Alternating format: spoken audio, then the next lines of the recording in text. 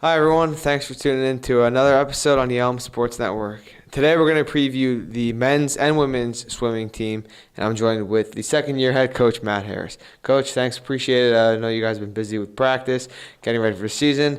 Let's focus on practice before we get into previewing both teams. What have you seen from your team so far? Thanks, Andrew. So our practice has been going really well so far. We're about 2.5 weeks in. One thing we're doing differently this year that we haven't done in the past is we kept them here for fall break. They have been able to go home for fall break before. At this point, we looked at kind of the national average of teams and realized that that's not something that we could really afford.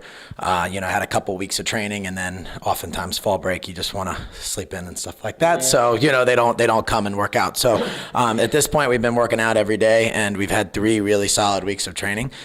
So they're hitting that part of the season where I think they're exhausted, but it's the right type of exhausted. We're not hearing about injuries. We're not hearing about, or seeing some bad times. They're still able to go fast, but, the right muscles are hurting. So the effort level in practice has been great. The overall leadership is good, and it's top to bottom, first years all the way up to seniors. We have great captains on both sides, but I've heard a lot from the sophomores and first years on just a lot of the motivation and stuff in practices. So it's going well. Again, it's hard to tell right now who's going to do what, but as far as the first 3 weeks has gone, we're in a good place.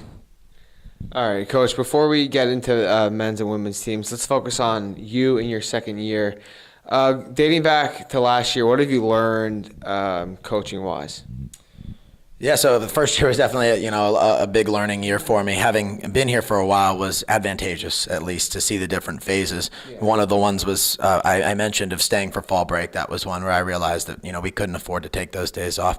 But I think we've had to diversify our workouts more, and a lot of the things I've learned is there's a certain amount of conditioning that we've needed to do, but our sprinters especially, I've really learned we need to get them up and going a lot more. And I think that that's been really helpful now because it's just as exhausting to go really fast over a short distance to, do longer distances. So from that area, we've been splitting up into groups a little bit more. We've been doing a lot more strength exercises with some of the sprinters. And then with the endurance athletes, we've been doing things more tuned to what they're going to be doing. So that's definitely there. We've got kind of a flip on our team with 21 men and 17 women. It was kind of the other way around last year. So, there's not too different in size, but we have had to kind of change up some scheduling a little bit, and it's been involved a little bit more on the deck, which is what I'm here to do. As a coach, I like to be on deck coaching. Sitting in office too long, I get antsy.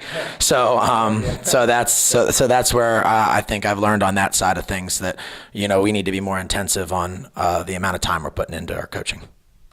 All right, great. Now let's focus on men's and women's teams. We'll start with the men's.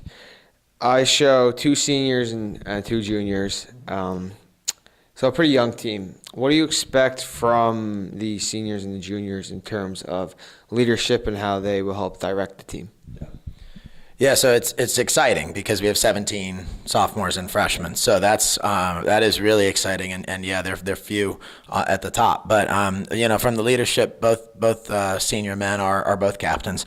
Both of our juniors are also in leadership roles. One of them is the starting soccer goalie, however, for the team. So as of right now, he's full on in the soccer season, which we understand. That's his number one thing. And what I was saying a little bit earlier about the leadership across the team, I do see a lot of sophomores right now that show that capability. So while I put a lot of faith in our male captains as leaders, they need the support from those guys too. We got to try to avoid the sophomore slump. Yeah. So the best way to do that is to put them in charge of something. So I'm looking for leadership across the board. But with Kevin and Cody as our captains, I mean they're 2 people who have come in, dropped a lot of time since they've been here. They've really thrived under Division III, and right now we're going to swim Delaware next week, and they're going to compete with some D1 swimmers. And so they're 2 guys that could have made it D1, but really thrived here in the Division III, and I think that they have a lot of wisdom that they can share with, especially the first years coming in on how to manage time, but also how to make the most out of every practice, because we're not practicing as much as some of those D1 guys, but the practices are extremely important. The time that we spend is really important. You can't slack off in any of it. So I think that they have good experience with that. All right, let's shift over to women's team now. Couple more seniors, 6 total with 17 total. You were saying, all right, I remembered. Let's focus on the senior class, and you can trickle it down if you want. But again, leadership-wise and direction-wise, what kind of guidance do you expect from them? Yeah, so this class of 6 women is probably the best we've had in a long time. You have with a conference record holder, multiple records that have been broken on our record board, and it's a deep class with the 6 women on it, and they're big point scorers. Also, on top of that, all these swimmers have dropped time from when they came here to when they're leaving, and hopefully they do it again this year. So they've all gotten better. So kind of like Kevin and Cody, they're in the same boat with. They've done it before. And I think they have a lot of wisdom to impart, especially to the team. Their leadership really has pushed the women's team to that top half of the conference where it's been. So we're trying to stay there. Other teams have gotten some good swimmers, but I think we can still hang with them.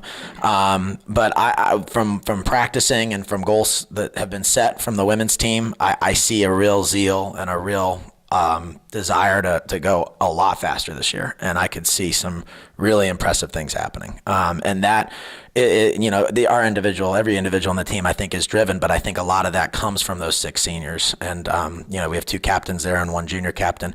I think that kind of comes from them is sort of that overall. When it gets hard, when the grind of October and November gets really tough in practices, it gets cold, and they're the ones that are still cheering on the hard sets. They're the ones that are still being encouraging. And so it's kind of nice because on the women's side, I haven't had to do much. They're very independent that way. I stand on the deck and cheer them on, but they're really good about firing each other up. All right, last one here, then we'll let you go, Coach. Overall, just goals, and what do you want to achieve this year? So, swimming is there as, best times, of course, is always there. As far as what I'd like to see from both teams this year is more scorers overall. With swimming, we have a prelims in the morning and then finals at conferences at night. So we have our men and women that are top 8 in the conference, sometimes even first or second, that are scoring in all 3 of their events. And then we have a few people who are scoring in 2 or maybe, but then we have some that are barely missing or not making those second swims. And really how you build a conference championship team either way is those second swims. And even if somebody is scoring 1 point in every event, you still have them scoring. There are other people that don't. So obviously that's, within the realm of possibility for a lot. There are some swimmers coming in that are farther out of that, and that might be a couple years coming that, they would score.